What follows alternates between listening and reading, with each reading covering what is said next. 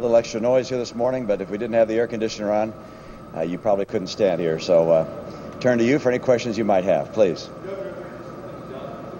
was a little bit of good news. 163,000 jobs were added last month. Do you see any silver linings here, or do you think we're slipping are we in a recession? Well, we continue to have 23 million Americans out of work or who have stopped looking for work or are underemployed. And you're going to see job numbers that bounce around month to month to month. But there's no question that we now have 42 straight months with unemployment above 8%. This is the president's administration who said from the very beginning if they got their way on their stimulus, they'd hold unemployment below 8%. They set the measure, and they have not been below 8% since. And with this number of American middle-class families struggling, it's very clear the president's policies have not worked the way he said they would. His team said that by now we'd have unemployment at 5.5%. It's still above 8%. It's at 8.3%. So I'm not going to look so much at every monthly statistics as much as to say this continues a pattern of American families really struggling, having hard times, and the president's policies are to blame for not having gotten the economy back on track. And a lot of people are suffering in this country. I think it's an extraordinary failure of policy, a failure of leadership, and I think it's a moral failure for a country as successful and prosperous as our own to go now 4 years in a mode which feels to many people like a recession. I think there's some who said that if you're unemployed, it's a depression, and that's an appropriate sentiment. There are a lot of people having a hard time, and the president's approach hasn't worked. We've listened to him over the last several months. He gave a major speech on his economic plans to get people working, and there was nothing new, just another stimulus. And I've laid out a plan which will get Americans working again, will create 12 million jobs over these next 4 years, and perhaps more than that. But I'm confident we can get America working again, but it's going to take not government stepping in, but instead government encouraging the private sector to take the lead in creating new businesses, starting the kind of employment opportunities that Americans look for. The economists will tell us what the future holds. I certainly hope not, but we're already for the 23 million Americans, it's a recession for them, if not worse, if not a depression. Yeah. I'm concerned about uncertainty for the private sector and based on government decisions. I want to ask you about two big issues that you'd have to deal with if elected aren't part of the plan you're talking about now. One is the cuts to the Pentagon that would come, the automatic sequester. How urgent do you think it is to address that? What are your ideas for addressing that? And the other is some people are saying tax reform, which you also think is a big part of boosting the economy and provides uncertainty until that's resolved, could take up to a year. What's your view of how long major tax reform would take if you were elected president? Well, let's go back first to the sequestration, and that is I would like to see the president and Congress come together and say we're going to put a year's runway from where we are right now through for several months into the term of the next president. Hopefully me, but if not me, President Obama, and give me or the next president the capacity to reform our tax system and to make sure that our military plans are consistent with the needs of American leadership. I think the idea of massive cuts to our military is a terrible idea. It is going to cause layoffs. It's going to cause a cessation of various programs that are essential to American workers, and I presume to our defense capabilities as well. You know, the Secretary of Defense called these cuts disastrous, and so I think Congress and the president, and clearly with the president's leadership, he should step forward and say, look, these sequestration cuts are unacceptable. The kinds of cuts to our military are unacceptable, and the uncertainty caused by the tax changes. Some call it a tax cliff or tax Mageddon.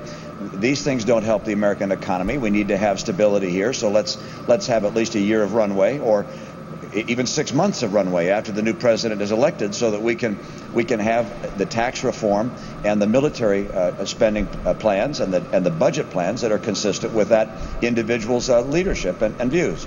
My own view on tax reform, by the way, is that we should make our tax code simpler. We should bring down rates. I want to make it very clear.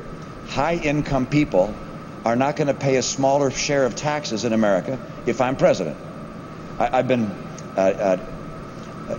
interested in seeing that the president continues to, not only in speeches but in ads, say things that are patently untrue. I made it very clear. My tax policy will not reduce the taxes paid by high-income Americans. Number two, with regards to middle-income Americans, I want to lower the taxes paid by middle-income Americans. I know that there are groups out there that put together assumptions and say different things. My plan is very clear. I will not raise taxes on the American people. I will not raise taxes on middle-income Americans. And the president's assertion and his ad's assertion to the contrary are simply false. And I'm afraid his campaign knows that, and I hope members of the media focus on that. I want to bring down rates, make the code simpler. I want to limit deductions and exemptions for high-income people. But high-income people, when you finish going through my plan and we score it properly, I will not have a plan that lowers the share paid by high-income folks or that in any way raises taxes on middle-income Americans. Pardon? Individuals who are looking for some sense of how to plan. If you're president, would tax reform take 3 months, 6 months, a year, as some are saying? The length of time for tax reform, if I became president, is dependent in part upon whether we elect Republicans in the Senate and the House, and by what number. And so I can't give you a precise prediction of how long it would take to put in place a full tax reform program until we had those individuals in place and counted those noses. I can tell you, I think one of the great opportunities for our nation was proposed when the President's Tax Commission or President's Commission, Budget Commission came back, and I'm talking about Simpson Bowles, Erskine Bowles, former Chief of Staff to President Clinton. They worked together in a bipartisan series of recommendations. Why the President did not seize upon that? If he thought some aspects of it needed to be adjusted, make some adjustments if he wanted to. Take it to Congress. But instead, it just died. We need to have presidential leadership. We haven't had presidential leadership on budget matters. And with regards to the Senate, we've now gone 3 years without a budget. It's absolutely extraordinary that a nation like ours, by virtue of the failure of leadership, doesn't even have a budget in place. Has said that you didn't pay taxes for 10 years, according to some sources that he hasn't named. I mean, could you silence these remarks by just disclosing more of your tax returns? Well, Harry Reid really has to put up or shut up. All right. So Harry, who are your sources? Let's have Harry explain who that is. And by the way, Harry, I understand what you're trying to do. You're trying to deflect the fact that jobs numbers are bad, that Americans are out of work, and you're trying to throw anything up on the screen that'll grab attention away from the fact that the policies of the White House haven't worked to put Americans to work, and the policies of the Senate haven't even got a budget in place for 3 years. Now, let me also say categorically, I have paid taxes every year, and a lot of taxes. So Harry is simply wrong, and that's why I'm so anxious for him to give us the names of the people who have put this forward. I wouldn't be at all surprised to hear the names are people from the White House or the Obama campaign or who knows where they're coming from. But like these other charges, I mean, this is a time which I actually took the president at his word. When he called me and I became the presumptive Republican nominee, he said, you know, this is going to be an important campaign on the direction of the country and a debate for the direction of the country. I had hoped it would be a debate on the direction of the country. What we're seeing instead is one attack after the other, misleading, false attacks. That by Harry Reid is one of them. The president's ads saying I'm going to raise taxes on the middle class. That's patently, simply false. By the way, the president has now raised taxes on the middle class, as so determined by the Supreme Court. But that being said, the president's, he has ads out there on my stand on life, which are also wrong, and they know they're wrong. This is a time to have a debate about the direction of the country, not a time to have a whole series of attacks that are misguided, inaccurate, untrue, and detract from the real issues that America faces. And those are important issues. And I happen to believe that when we finally come to the debates and we have a chance face-to-face to talk about these things, and the American people really focus on what's happening, that they'll put aside all this silliness. I think they're putting it aside now. They realize what it is. Politics at its worst. Instead of just going back and forth with Harry Reid, why not just release the tax returns, just put the issue to bed? Well, actually, you can go on our website, and you can see my financial disclosure statements going back to 2002. You also can see the tax returns that I put out for 2010, and those are I think, hundreds of pages of documents. You'll get, I've already received an estimate for the most recent year, 2011. As soon as that's completed, we're waiting for information to come in from partnerships to be able to complete that. As soon as that's completed, we'll put one more year up there, the most recent year. And I've already learned from Harry Reid's action and others that the people on the other side of the aisle will try and go through anything we give them to distort it, to turn it into something that it does not say, and to try and make political fodder out of it. And I'm following the precedent set by the last presidential candidate of our party, John McCain, putting out 2 years of income tax returns and putting out our financial disclosure statements, those as required by law, of course. But then going back, go on the website. You'll be surprised to see the amazing amount of data that's associated with our campaign's disclosure. Thank you.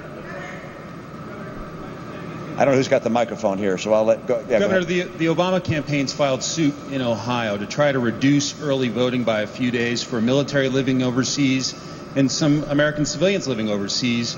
Your reaction to that, sir, and do you think it's just unfair going after the military in that way? You know, I haven't seen that report, and so I can't comment on the specific filing that you described. I can tell you that I believe our military and the men and women in uniform have an absolute right to speak in this election.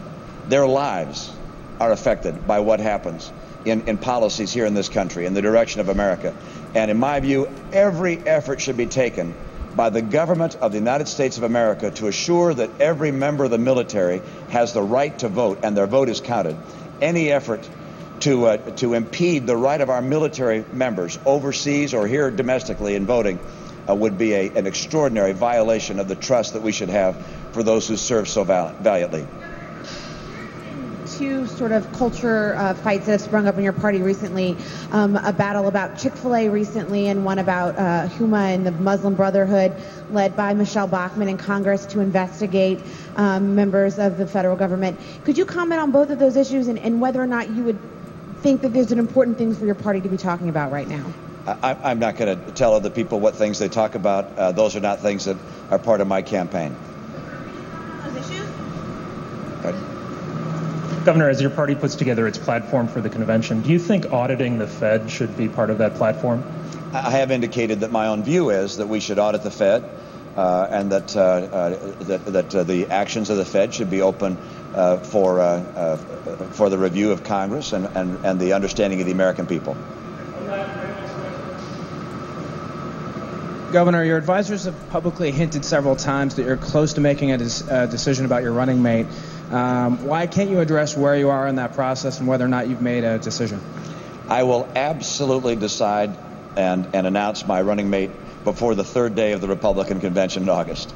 But other than that, I have nothing for you. Right? Please. It's been in the spotlight quite a bit with the GSA. President Obama, prior comments, can't take a trip here on the taxpayers' dime. What are your thoughts on coming to Las Vegas? We need the tourism dollars. We need the convention here. What is your take on government spending here locally? You know, I go back to the experience of what happened when Rudy Giuliani, in the case of a real national disaster, said to the people of America, please come to New York. The best thing you can do to help us is to come to New York. If I'm president of the United States, I'll tell people, please come help Nevada. Las Vegas, North Las Vegas, they're having tough times. North Las Vegas has declared a state of emergency, a disaster. The level of unemployment, the home crises here are so severe. I hope people of this country recognize that Nevada is open for business, doing well, that company meetings are welcome here, that it's a fabulous site for conventions. Come on to Las Vegas and enjoy this environment of warmth and water and hospitality. And I will certainly carry that message and hope that people recognize that this is a great place to come and visit. I know it's a great place to live as well. Thank you. Thanks, guys.